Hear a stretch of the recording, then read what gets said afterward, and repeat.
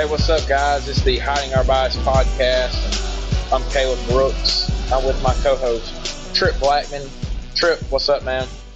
What's up, man? How are you? I'm doing good. I'm doing really good. A good weekend of football this past weekend, Rivalry Weekend, a lot of good games.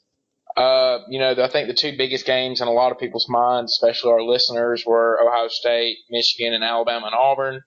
And to me, the Ohio State-Michigan game wasn't that great of a game. I keep hearing everybody talk about how great of a game that it was and all that. I'm not really buying it. I don't think it was that great of a game. I think that it was two teams that made a lot of mistakes and didn't really play good football in that game. What were your thoughts on it?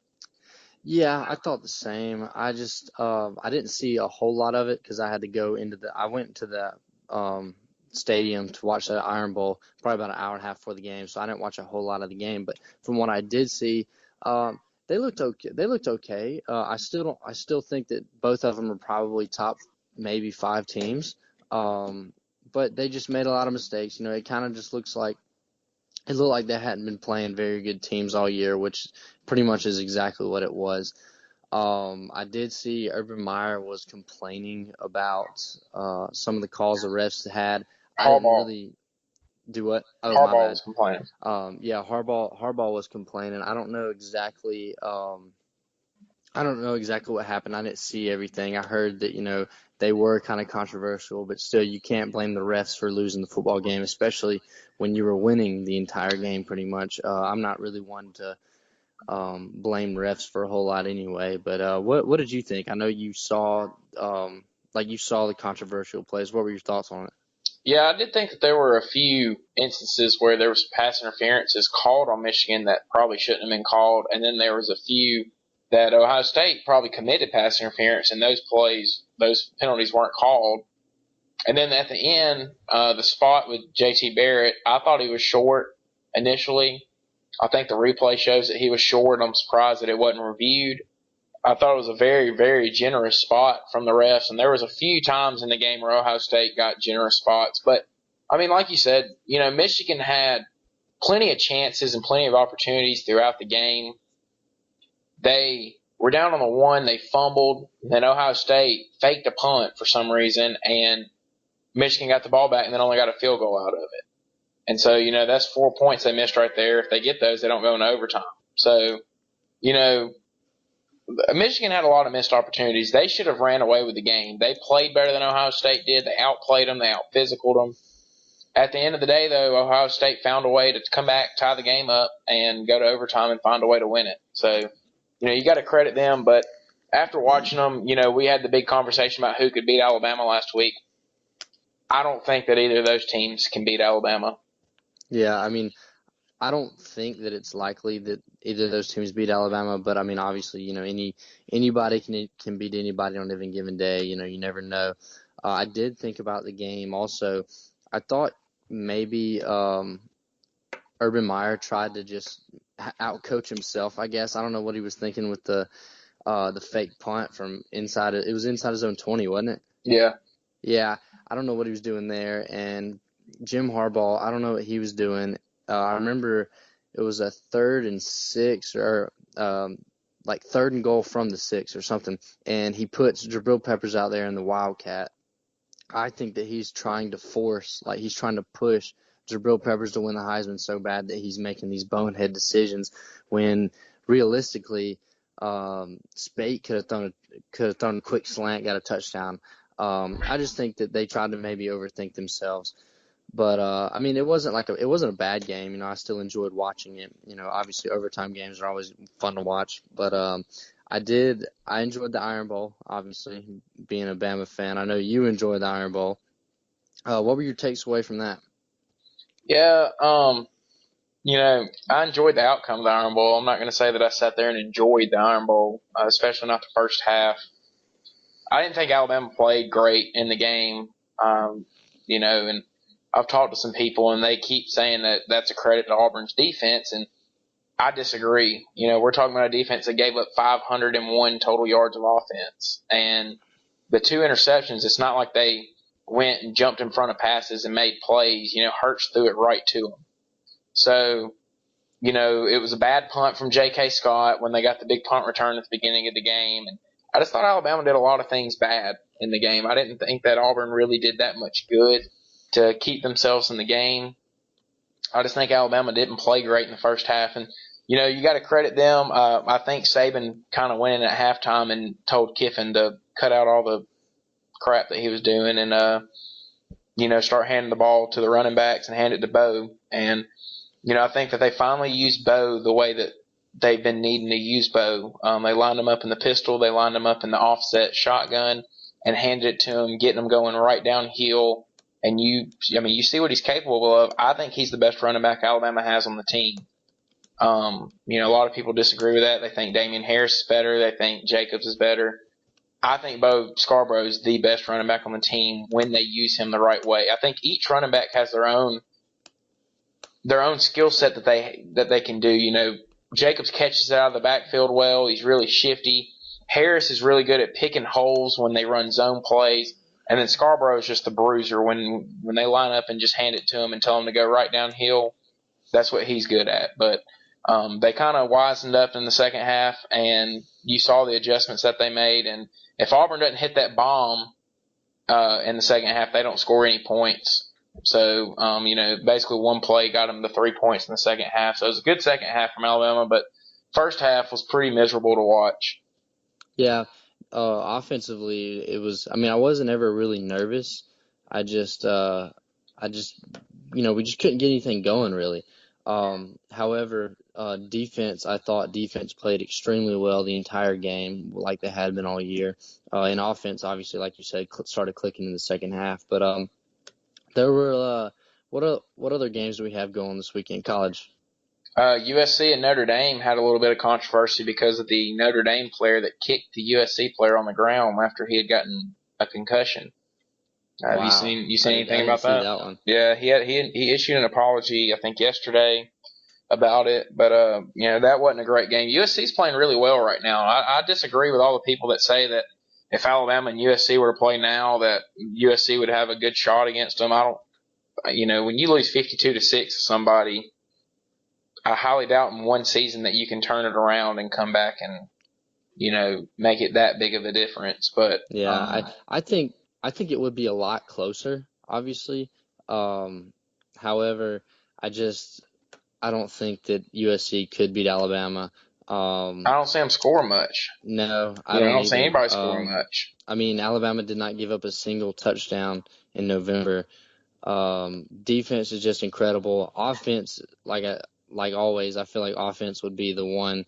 Maybe we wouldn't put up so many points because maybe their defense would know how to actually play us this time, and they would, that I feel like that would help them a little bit. But defensively, I don't think they would score hardly anything. Yeah, I just don't agree with everybody saying that USC would beat Alabama. And it would have been really interesting had USC made it into the championship game out there in the Pac-12 and beaten Washington, and then Virginia Tech beat Clemson, pull an upset there. Then you'd have a lot of different scenarios that could happen with the college football playoff if that would have went down. I know a lot of people would have wanted to see USC in there with a rematch with Alabama in the first round, and it possibly could have happened because I think Ohio State would have been in, and I think the winner of Penn State and Wisconsin would have been in.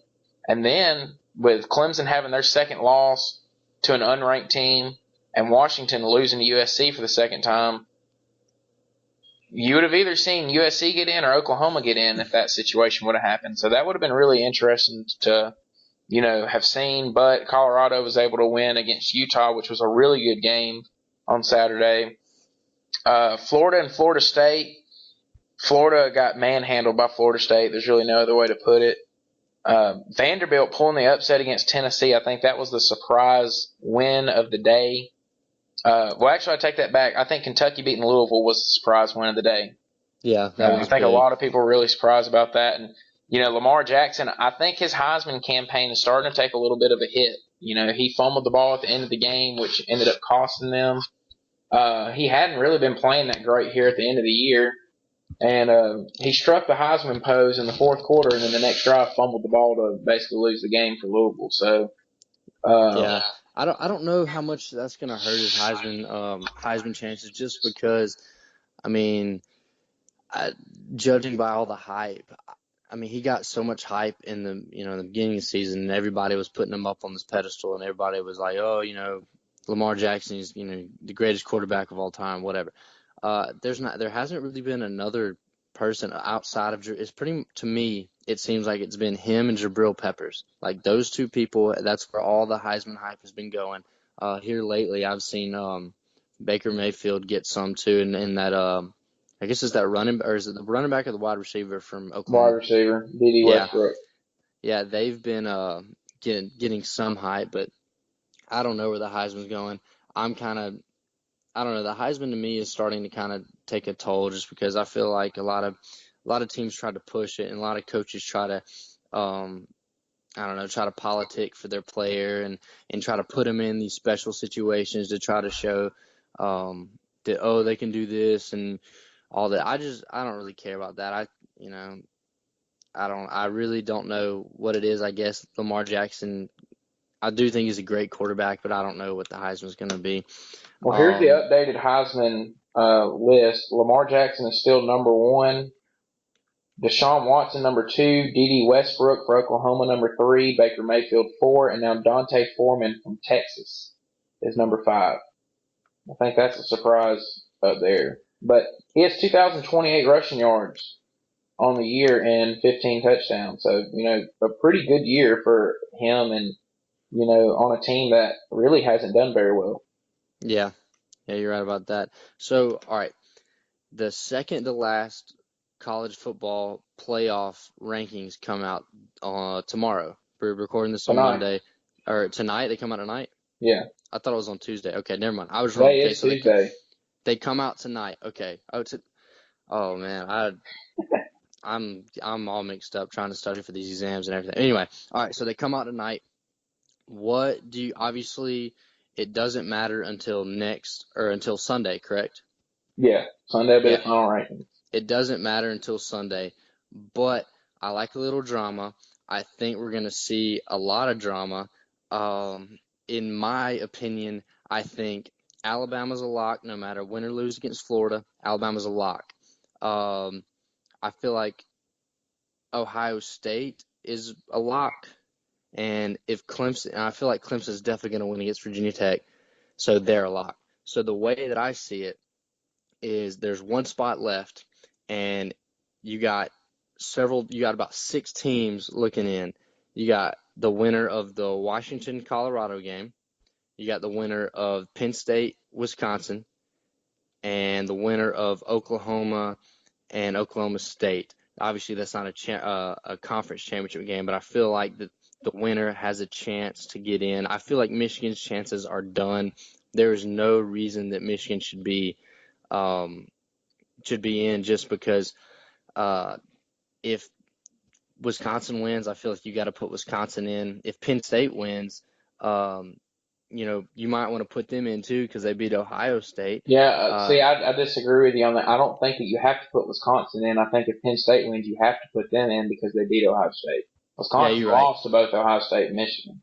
Yeah, you're right. In my mind, I'm thinking, Wisconsin is a top team. That's right. Just I haven't seen them a whole lot, obviously, but I feel like they are, and I feel like they're more deserving than some of these other teams that I just read off. But I definitely tell me what you think about this. Okay, Penn State wins the Big Ten, right? And so you're saying they should be in the top four, correct? Yeah, if you're going to put Ohio State in there. Okay. Well, yeah, I mean, Should they should be in anyways. I mean, should Penn State be ahead of Ohio State no, if they're in the top four? no, because they lost to Pittsburgh. I understand they won the head-to-head, Clemson but they lost to lost to Pittsburgh. Pittsburgh. Should Yeah, well, should should Penn State go ahead of Clemson? Penn State has two losses, and Clemson wouldn't have two losses. So Yeah, I don't know. So There's just Penn a State whole lot lost of the stuff. extra I just game. Penn State do what? lost, and Penn State was blown out by Michigan. It was early in the year. They were hurt, but they got blown out by Michigan at home. They also lost to Pittsburgh early in the year. Clemson lost to Pittsburgh, but they didn't lose